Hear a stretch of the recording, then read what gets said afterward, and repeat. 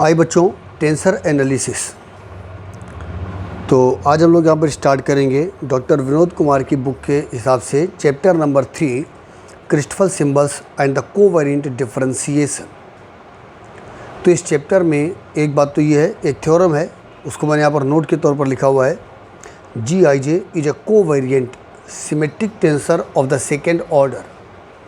तो ये बात हम लोग इस चैप्टर में ध्यान रखेंगे कि इस पूरे चैप्टर के लिए GIJ ये कोवेरिएंट सिमेट्रिक टेंसर है of the second order.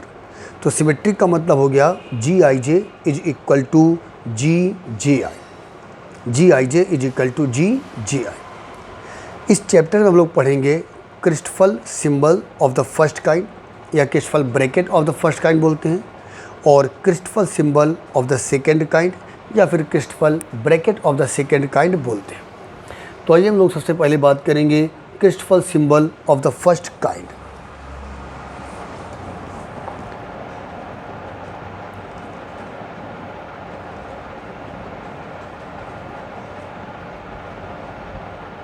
Christoffel symbol of the first kind. इधर हम लोग यहाँ पर देखेंगे Christoffel symbol of the first kind. हाँ, तो बच्चों Christoffel symbol of the first kind हम लोग इसको डिनोट करेंगे इस तरीके से, IJK large bracket square bracket IJK, इस तरीके से इसको डिनोट करेंगे। इसकी जो वैल्यू हुआ करेगी वो होगी 1/2। हाँ, तो IJK नीचे आ जाओ, डेबर XI डेबर XJ और डेबर XK। ऊपर आइए, नीचे I है ना, तो ऊपर I नहीं लिखोगे, IJK में आ जाओ, तो ऐसे लिखेंगे डेबर G, I है तो यहाँ पर आ जाएगा J और K, बीच में प्लस डेबर G। ये याद करने का तरीका भी देख रहे हैं हम लोग ना, नीचे J है तो ऊपर J नहीं आएगा, JK। अब यहाँ पर आ जाएगा KI, नीचे K है, अच्छा यहाँ पर माइनस साइन आएगा, यानी कि जो टर्म अलग था K उसके लिए निगेटिव साइन है। ऊपर K है नीचे K है तो यहाँ पर आ जाएगा IJ। तो ये वैल्यू हुआ करेगी Christoffel symbol of the first kind की। इसको इस तरीके से याद भी रखेंगे, IJ, K, तो IJ और K के साथ निगेटिव साइन, नीचे I है तो ऊपर I नहीं होगा JK, नीचे J है तो ऊपर J नहीं होगा KI, नीचे K है तो ऊपर K नहीं होगा IJ। अच्छा, ये भी एक बात है, जैसे JK है आप KJ भी लिख सकते हो, KI है आप IK भी लिख सकते हो, IJ है आप JI भी लिख सकते हो। क्यों? क्योंकि आपको बताया गया है कि GIJ यहाँ पर एक सिमेट्रिक टेंसर है इस पूरे चैप्टर के लिए। तो ये होगा Christoffel symbol of the first kind. आइए हम लोग बात करेंगे Christoffel symbol of the second kind की।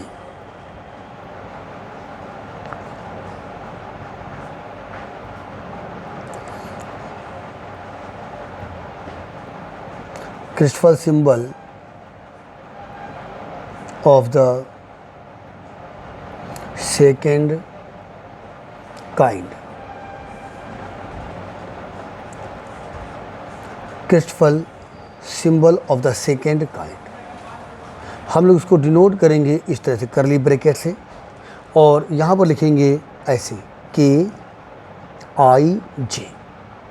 ठीक, इसकी वैल्यू क्या होगी,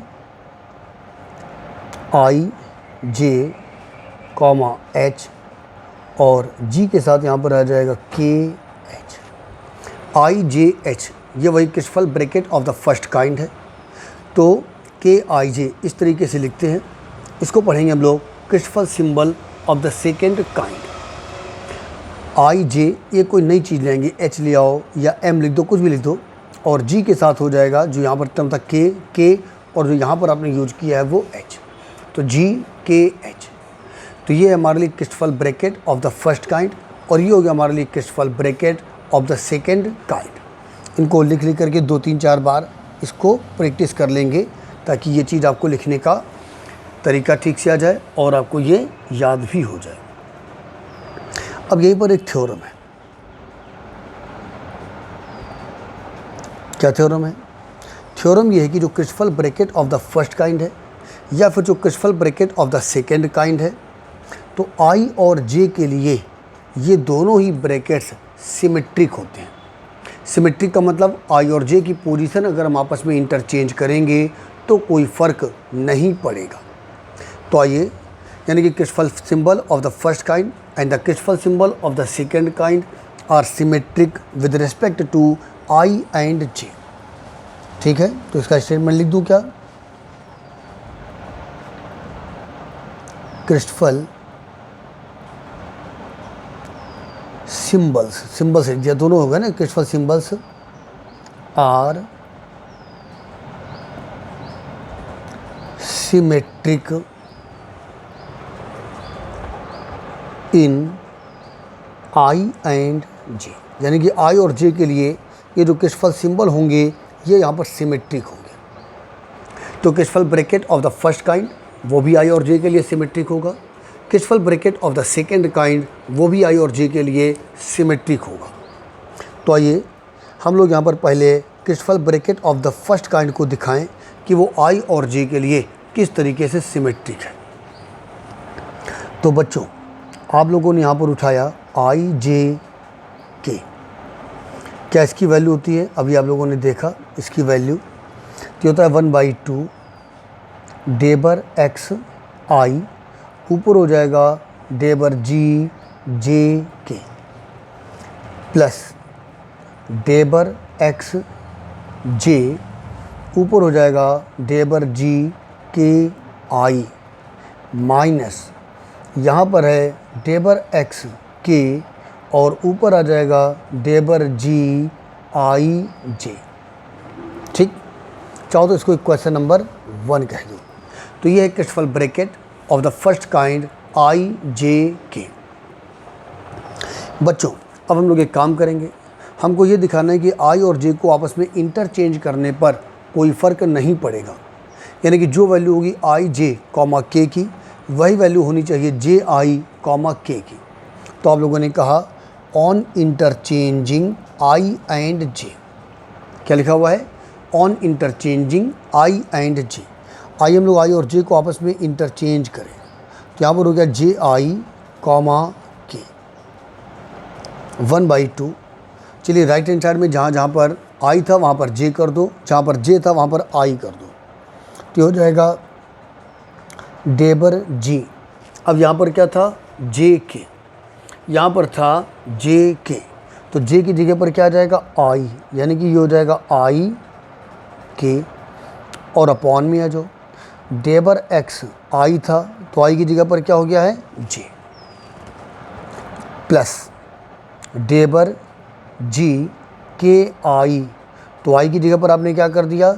जे, और नीचे डेबर एक्स जे था तो जे की जगह पर आपने कर दिया आई माइनस डेबर जी आई जे था तो ये बन गया जे आई, और नीचे डेबर एक्स के था वो तो वही रहेगा।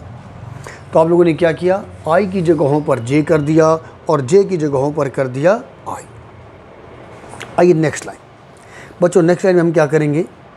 मैंने आपको दिखाया था कि इस चैप्टर के लिए जी आई जे एक सिमेट्रिक टेंसर है, तो जी आई जे को लिख सकते हो जी जे आई। तो जी आई के को लिख देंगे जी के आई, जी के जे को लिख देंगे जी जे के, और जी जे आई को लिख देंगे जी आई जे। आइए ये काम हम लोग नेक्स्ट लाइन में करें।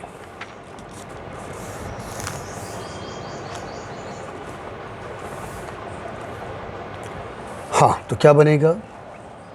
यानी कि ये हो जाएगा 1/2। नीचे क्या था? डेबर एक्स जे था, ये वही रहेगा। ऊपर था डेबर जी, ये हो गया था आई के, तो आई के को हम लोगों ने कर दिया है के आई प्लस नीचे हो गया था डेबर एक्स आई, ऊपर डेबर जी के जे था, डेबर जी के जे था, उसको क्या लिख दिया? जे के। वही सिमेट्रिक होने की वजह से, माइनस यहाँ पर था डेबर एक्स के, डेबर जी जे आई हो गया था, उसको हम लोगों ने कर दिया आई जे। ठीक है बच्चों, आइए नेक्स्ट लाइन, 1/2। अब एक काम करो, इस टर्म को आगे लिख दो, इसको यहाँ लिख दो, क्या फ़र्क पड़ेगा ना। यानी कि ये बन जाएगा डेबर जी जे के अपॉन डेबर एक्स आई, इसको इधर लिख दो, प्लस ये हो जाएगा डेबर जी के आई और अपॉन में हो गया डेबर एक्स जे, माइनस यहाँ पर है डेबर जी आई जे और अपॉन में हो जाएगा डेबर एक्स के। बच्चों अब अगर आप ध्यान से देखोगे तो ये फिर से वही बन गया, क्या, ये बन गया है आई जे के। आप चेक कर लो, आई जे के यानी कि Christoffel symbol of the first kind, हम लोगों ने यही तो उसकी डेफिनेशन पढ़ी है। ओके, और लेफ्ट हैंड साइड में क्या था, लेफ्ट हैंड साइड में था जे आई के। इस तरह से ये प्रूव हो गया कि Christoffel symbol of the first kind जो है वो आई और जे के रिस्पेक्ट में सिमेट्रिक होता है। यानी कि अगर हम आई और जे को आपस में इंटरचेंज करेंगे तो कोई फ़र्क नहीं पड़ेगा। ठीक है बच्चों, तो ये हमारा थ्योरम का एक पार्ट तो कंप्लीट हो गया। यानी कि Christoffel symbol of the first kind जो है वो यहाँ पर सिमेट्रिक होता है with respect to I and J. आइए अब यही बात हम लोग प्रूव करेंगे Christoffel symbol of the second kind के लिए। यानी कि जो Christoffel symbol of the second kind है वो भी आई और जे के लिए सिमेट्रिक होता है। कैसे, आइए देखें बच्चों, के आई जे, क्या इसकी वैल्यू आपको बताई गई, ये आपको वैल्यू बताई गई यहाँ पर आई जे एच और जी के साथ था के एच। ये होता है Christoffel bracket of the second kind. आइए हम लोग आई और जे को आपस में इंटरचेंज करें। तो आप लोगों ने कहा ऑन इंटरचेंजिंग आई एंड जे, जब आप लोग आई और जे को आपस में इंटरचेंज करोगे तो ये हो जाएगा के और यहाँ पर हो गया जे आई। यहाँ पर आ जाओ जी के एच, आई और जे को आपस में इंटरचेंज कर दो, यानी कि ये बन गया जे आई एच।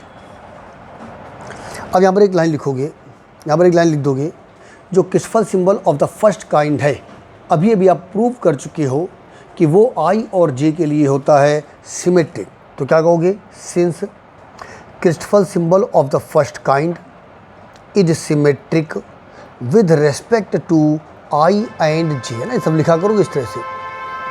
तो Christoffel symbol of the first kind जो है वो आई और जे के लिए सिमेट्रिक होता है। ये देखो, ये Christoffel symbol of the first kind ही तो है, ये आई और जे के लिए सिमेट्रिक होता है। तो जे और आई को आपस में इंटरचेंज करने पर कोई फ़र्क नहीं पड़ेगा। यानी कि जी के एच, जे आई को आपने लिख दिया आई जे और यहाँ पर क्या है एच। और दोस्तों अब ये चीज़ देखोगे तो फिर से हमारे लिए बन गई है, बताओ क्या, ये बन गया है के आई जे। लेफ्ट हैंड साइड में क्या था, लेफ्ट हैंड साइड में था के जे आई। इस तरह से आपने दिखा दिया के जे आई इज इक्वल टू के आई जे। यानी कि आई और जे को आपस में इंटरचेंज करने पर जो Christoffel bracket of the second kind है उस पर भी कोई फ़र्क नहीं पड़ता है। तो ये दोनों थ्योरम बहुत ही इंपॉर्टेंट हैं। यानी कि Christoffel bracket of the first kind और Christoffel bracket of the second kind, ये दोनों ही आई और जे के लिए सिमेट्रिक होते हैं। आई और जे की पोजीशन को आपस में इंटरचेंज करने पर